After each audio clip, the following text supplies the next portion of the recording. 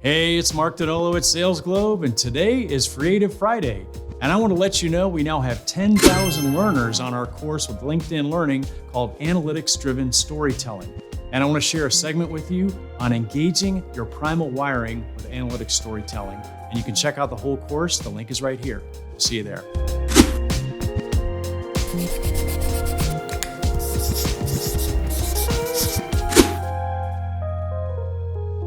The year was 1985, and I was an art school student in Philadelphia, and I was looking for a job. So where do you go for a job? You go to New York. I took the local train up, the New Jersey Transit. I couldn't afford Amtrak back then. So I got up there, and a few weeks earlier, the professors told us how to do resumes and cover letters, and they said you pack it all up and you put it in an envelope and you put this little sticky thing on, it's called a stamp, and you send it off, and you'll get some interviews. So I got some interviews, but they also said, when you do this, you're going to have a lot of open spots because not everybody's going to give you an interview. So what happened is when I got up there, I remember what they told me. They said, in between the interviews, make a few calls, see if you can fill those spots out. There was this one design firm that I was really interested in. Their name's Shermayeff and Geismar. I mean, they were the firm of the day. In fact, they're still the firm now. They designed corporate identity programs and logos for companies like Chase Manhattan and PBS and Mobile. They were it. And there was this one partner, his name was Steph Geisbuehler, and Steph was from Switzerland. He was the quintessential Swiss designer, and he totally looked the part. So I wrote a letter to Steph weeks earlier, and of course, he never answered it. I'm on Madison Square Park, 26th Street, and right across the street from their office.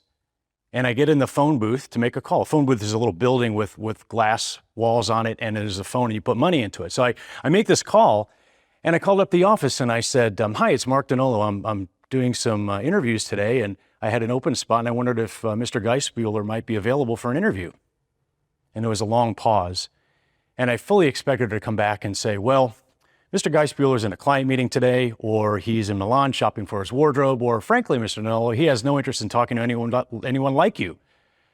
But then she comes back and she said, well, Mr. Geisbuehler has a spot open at 3 o'clock. And it was 2:45. And I was across the street. And at 2:47, I was in the lobby. And they put me in a conference room in the lobby outside the office, just in case things didn't go so well.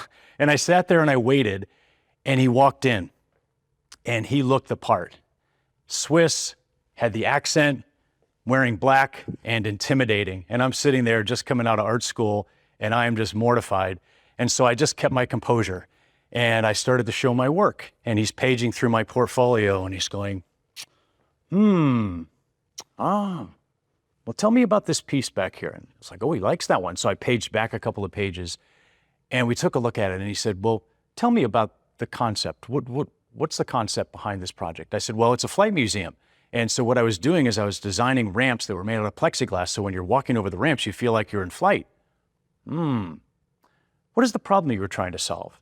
And so I kind of sort of said the same thing again. I paraphrased it. And funny thing happened. I realized as I'm talking and I'm psychobabbling that the thermostat, the room started to go up, and it seemed like the walls were getting a little bit closer. And then before I knew it, everything went silent.